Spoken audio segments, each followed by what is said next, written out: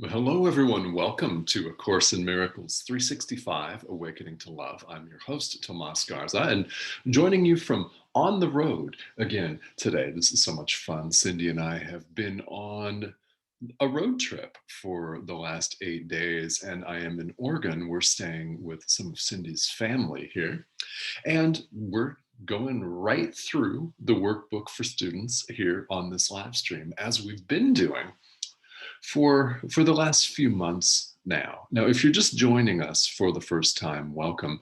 This live stream is all about the spiritual text self-study curriculum called A Course in Miracles. You may be intimately familiar with it. Maybe you're a longtime course student, or maybe you're just curious to find out more about this. Welcome in any case.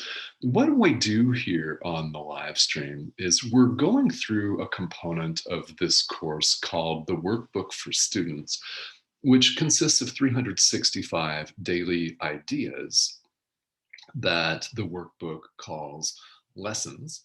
It's an idea that you contemplate and, more importantly, practice with select meditations, select practice sessions every day. The purpose of this being to introduce you to these ideas and to integrate them into your life. That's really where the action is here. And this is one of the beauties of A Course in Miracles, is that it gives you something to do. It's not a religion. It's not intended to be a religion. It's not intended to replace anybody's religious or spiritual traditions. In fact, it is quite a fabulous accompaniment to someone's existing spiritual path. So, whatever that looks like for you, all of these ideas that we're covering are statements about universal spirituality. They're statements that point us to absolute truth. In other words, the truth with a capital T, God, ourselves, capital S, right? Self, love, whatever you want to call divinity, your divinity, higher power, whatever it is. These statements help point the way, and they are systematic. Everything is deliberately planned and placed. It's all right here, and it's outlaid in such a way that you spend one day on one of these ideas and then move on to the next idea. And it's sequential. What we're doing, in fact, is we're removing barriers in our lives. Barriers to what? Barriers to our awareness of ourself. We're removing obstacles, or if you prefer, we're shedding layers that obscure the truth of who we really are. That is what we're doing with all of these practice periods, is really we're peeling the layers away. They seem to stand between us and the truth of who we really are. And we come to find out through experience that the truth of who we really are has always been there. And these layers are nothing more than illusions, or if you prefer, this visual, which the Course uses a lot, they're like a fog bank. It's literal cloud, and you can walk right through it onto the other side where there's light shining through. You discover that the clouds were just illusory. They were nothing. Exactly, yes, just like all of these illusions. So that's the backdrop. That's where we are. Thank you for tuning in. Feel welcome to leave comments and questions here on this thread. I check this thread here on Enlightened World Network and on my personal Facebook page several times each day. So if you are catching me live, I will catch your comments here in a few minutes live, which is always fun to have that one-on-one interaction. And if you're catching this on the replay, then I do check the comments from time to time throughout the day. So feel welcome to leave them, and I will see them and I will respond. And we've had some really wonderful dialogue and discussion. That's one of the reasons why we're doing this here on Enlightened World Network is to create a sense of community, to create a sense of spiritual community, and it's worldwide. We've had people tuning in from everywhere. So here we are today on lesson 115 in the workbook. Now we're in a period of review lessons where we're going back and we're taking two lessons that we've covered previously, casting them in a little different light. And there's also some element of repetition in here because as adult learners, quite frankly, we need to hear things over and over and over and over again until we get it. Can you relate to that? I certainly can. I certainly can. So the ideas build on one another. And part of the idea here in the workbook is that after every 20 to 30 daily ideas, lessons, they call them, then there is a review period where we go through a lesson or two a day, cast it in a slightly different light to reinforce your understanding. And there are practice suggestions for these ideas as well.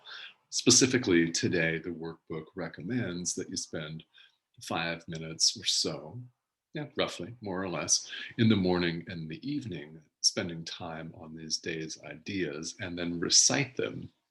It says hourly. Of course, you don't have to do it that way. It's as often as you remember to recite the day's idea during the day. You remember it at 2:17 in the afternoon, recite the day's idea at 2:17 in the afternoon. What matters is that you remember to do it, and you do as many times as you remember to do that. And just reciting these ideas has tremendous benefit. What we're doing is, if you've wondered, we're training our minds. Healing takes place at the level of the mind. The body follows that. Everything follows what we're doing inside. Salvation, awakening, enlightenment, it's an inside job. And if you've never heard this take on it before, this is good. Welcome. All right, so the ideas that we're reviewing today are lessons 99 and 100 in the workbook. Lesson 99, salvation is my only function here, my only function here. So what does this mean? In A Course in Miracles, it means forgiveness. This means forgiving the world. When we do this, when we forgive ourselves, when we forgive other people, when we forgive the world in general, we release ourselves. This is an idea that is central to A Course in Miracles. We've seen it in several different contexts before, and we're going to see it again several more times before we get through the workbook. Probably sometime late this year or even next calendar year in 2022. It's a really critical component. So our function here can be distilled down to forgiving everything, ourselves, other people, the world. If you find yourself unable to forgive certain people for certain things, that's not a problem. You start with what you're capable of right now, in the moment, and you continue to forgive. It's looking past illusions. It's recognizing the truth of who someone else is. It's recognizing the truth of who you are, of who we all are. It's looking past the illusions of the ego. It's looking past the illusion of a physical body. It's looking past the illusion of time and someone that did something to you, say yesterday afternoon. They maybe flipped you off on the freeway or something. If you were driving, maybe they said something nasty to you or said something that you didn't agree with on social media and you were tempted to fight back. Whatever the situation is, we run across many of them every day. Now, our lives can rightly be characterized as one string of these events after another. The question for us then becomes, how do we handle this? because someone's going to say something or write something or post something on social media that annoys you. It's going to happen. And it might happen as soon as you hang up this live stream. Maybe it's happened several times today already. It's you just don't know. It's coming. All you can say for sure is that it's coming. Forgiveness overlooks the error of identifying yourself with the ego. It's important to forgive, blanket forgive. That is our purpose here. That is salvation. Now, forgiveness is an illusion. Why? Because there's nothing ultimately to forgive. We're not broken. We're absolutely healed and whole the way we are. The issue for us in the world is we don't see ourselves that way. So we need help. Enter A Course in Miracles. Enter your teacher, your guides, your spiritual practice.